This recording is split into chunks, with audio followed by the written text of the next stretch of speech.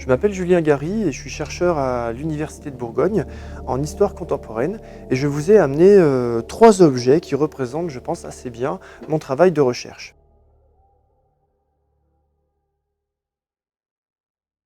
Les 2 premiers, ce sont des livres, évidemment, je suis historien, les historiens travaillent beaucoup avec les livres. Alors si on les regarde un peu plus en détail, le premier c'est un magazine de 1916, La Science et la Vie, qui présente le combat au corps à corps des fantassins français à ses lecteurs. Le deuxième, c'est un manuel qui est un petit peu plus ancien, 1876, et qui est là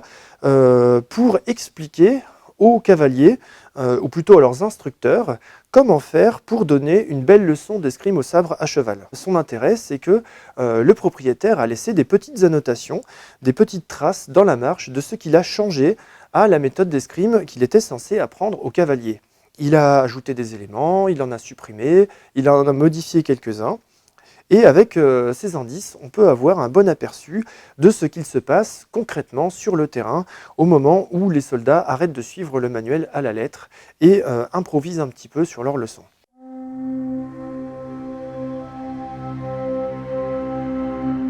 L'un des outils que j'utilise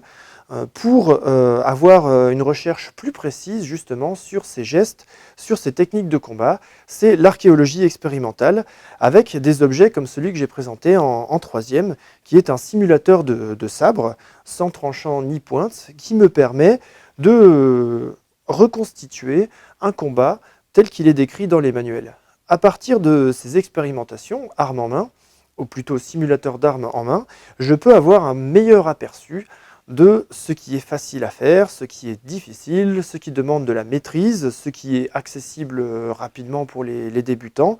quelle technique fonctionne et quelle technique fonctionne un peu moins bien, ou alors quelle technique ne fonctionnera pas tous les jours parce qu'elle est trop difficile à placer.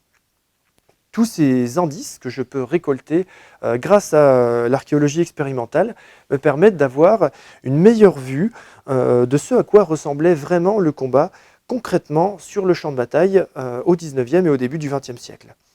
Il me permet aussi de faire le point sur les travaux des historiens, notamment du siècle précédent, qui étaient peut-être un peu plus intellectuels, qui restaient un peu plus confinés aux livres, un peu moins dans le pratique, et qui du coup ont raté parfois quelques éléments, quelques détails,